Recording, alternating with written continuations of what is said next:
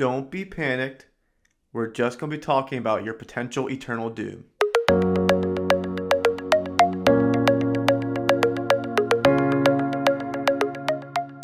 Hell is a place postulated by many different religions. It's generally a place of judgment and wrath upon those who commit certain evils, deeds, or don't follow certain precepts, and normally it's very unpleasant. After throwing them in this hell, sinners are tortured with fire, poison, and various weapons during their time here in this Naraka.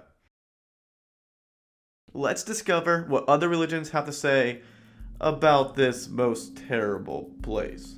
Hinduism. Hinduism is a very diverse religion, so it's very possible you'll find people who disagree with what I'm going to talk about here today. There's Hindus out there who wouldn't believe in the existence of any sort of hell. There may be Hindus out there who believe in a different type of hell. Hinduism is a very diverse religion, so I'm using a broad brush when I'm talking about hell on this episode. However, there is a concept of hell, or at least a place of torment and judgment for certain souls during the rebirth cycle, and it's called Naraka. This is also a concept found in Jainism, and later you'll see Buddhism. Some Hindus believe that after someone dies, they may be judged by a god called Yama, who happens to be the god of judgment and death. And based on the deeds of the person, Yama would decide whether or not the person should go to Svarga or Naraka. I'm not sure if I'm getting pronunciation right, but I'll put spellings on the screen. Both of these places may be better known as purgatories. Svarga would be kind of like a heavenly, nice purgatory, and Naraka would be the more unpleasant, hell-like purgatory. Because these aren't places where people go for eternity. These would be temporary places that people get based on their karma. And then eventually, after their karma is fulfilled or their time in these purgatories are fulfilled, they would enter back into the rebirth cycle. Naraka is commonly understood to have 28 levels, and again, people will disagree with these points, but there are a lot of people who believe that Naraka has 28 levels. And all these different levels vary in their severity and what will happen there, and how harsh of a punishment you get, all based on your crimes and things like that. So there's levels here. Each level has a different punishment and different severity. Perhaps I'll make another video if people want about the all 28 levels, but I'll try to give you just a brief snapshot of what some of these levels are like and how you can end up there. Kaptamurti, I'm just gonna put the names up on here, I don't even know. Either way, this translates into red hot iron statue, apparently. This was the description I found in my research. A man or woman who indulges in illicit sexual relations with a woman or man is beaten by whips and forced to embrace red hot iron figurines of the opposite sex. Not exactly pleasant. Vadardom, weapon torture. This sounds lovely. This hell is for those who persecute animals which live in forests, mountain peaks, and trees. After throwing them in this hell, sinners are tortured with fire, poison, and various weapons during their time here in this Naraka.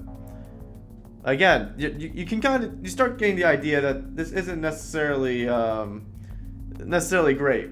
And maybe I'll just give you one more. There's this one called Avisi, turned into dust is kind of what it translates to.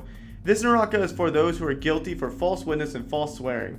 You'll see what line gets you here. They are hurled from a great height, and they are utterly smashed into dust when they reach the ground. They are again restored to life, and punishment is repeated till the end of their time. And trust me, they don't get much better. They at most they get worse. But as mentioned earlier, all these are temporary punishments until you would enter into the rebirth cycle again, and you wouldn't ever remember this because your memories would sort of fade away. And this all has to do with your deeds, your karma, and so forth. That would impact your results in the case of Naraka, in the case of Svarga, in the case of your rebirth.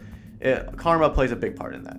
Either way, that is a concept found within some Hindu philosophy about hell. I suppose I should follow up now with Buddhism, because Buddhism also has a concept of Naraka, and again, at least certain practices of Buddhism does. A difference between this Naraka and Hinduism's Naraka that I just described is that there is no god like Yama who judges you and puts you in this place. Rather, your deeds and karma just sort of bring you to this place. And like in Hinduism, there are levels to Naraka in Buddhism, at least, again, certain sectors of Buddhism. And these hells are divided into two categories, hot and cold. And within each of these categories, there are 8 levels. So 8 hot hells, 8 cold hells, you get the idea. It's about 16 hells in total. And like in Hinduism, these places are temporary, so it might be better to understand them almost like purgatory rather than some sort of eternal hell. Eventually, you re-enter the rebirth cycle and are reincarnated, and so the process repeats itself. But I'll give you some examples of what these hells are like within Buddhism. Arbuda, otherwise known as the Blister, is a dark, frozen plain surrounded by icy mountains and continually swept by blizzards. Not necessarily a pristine place for a cabin or, a vacation. It's a pretty harsh environment. Inhabitants of this world arise fully grown and abide lifelong naked and alone while the cold raises blisters upon their bodies. The length of life in this Naraka is said to be the time it would take to empty a barrel of sesame seeds if one only took out a single seed every 100 years. So I said they're temporary. I didn't say that they don't last for a long time. So that is one of the cold hells. There's also Rarava, I think that's how you pronounce it, but spelling on the screen. The Screaming Naraka. This is where beings run wildly about looking for refuge from the burning ground. This is a hot hell if you couldn't tell.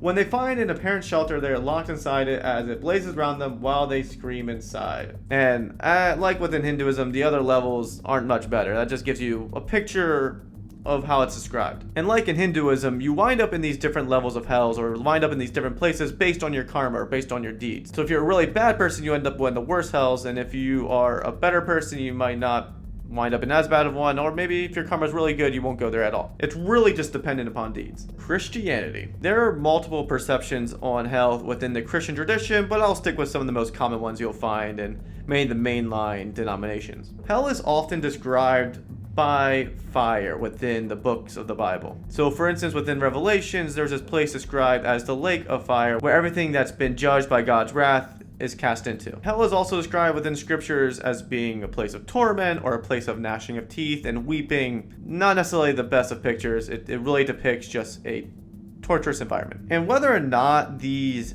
analogies are supposed to be taken literally or figuratively as just depictions of how bad it could be or depictions of God's wrath, that is a debated topic within different Christian circles. But either way, they both generally agree that hell is not a great place to be. And unlike Hinduism and Buddhism that believe in a Naraka, that is sort of this temporary place of punishment, many Christians believe hell is a place that is eternal. There are other Christian thinkers out there that would disagree with that concept, people such as nihilists or universalists, but they are a smaller minority. Nihilists often believe that people will go to hell temporarily, and then after the judgment day, they will just simply cease to exist.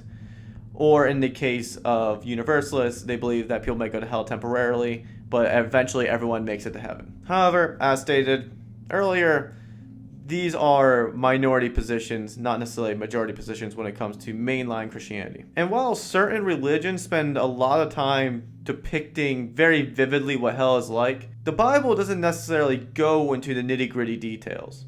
It really just focuses most of its time on the concept of hell, such as the separation from God, God's wrath and judgment, and the torment of the place. But it doesn't really necessarily go into the details of there's going to be these angels there's going to be this and that. It doesn't necessarily give you like a clear outline of what hell's like. It's nothing quite like a Dante's Inferno, for instance. It's understood to be a place of judgment for people's sins, specifically for people who have sinned in their life and have not embraced the gospel message of Jesus dying for their sins and rising again. So that is the basic outline of hell within the Christianity, an eternal place of separation from God, faced with wrath and judgment. Again, not a great place to be. Islam. Jahannam is a place of eternal fiery judgment within Islam. And in many cases, most Muslims do understand this place to be very much of a literal fiery place. Hell is commonly understood to be a place for disbelievers, non-Muslims, or Muslims who at the current moment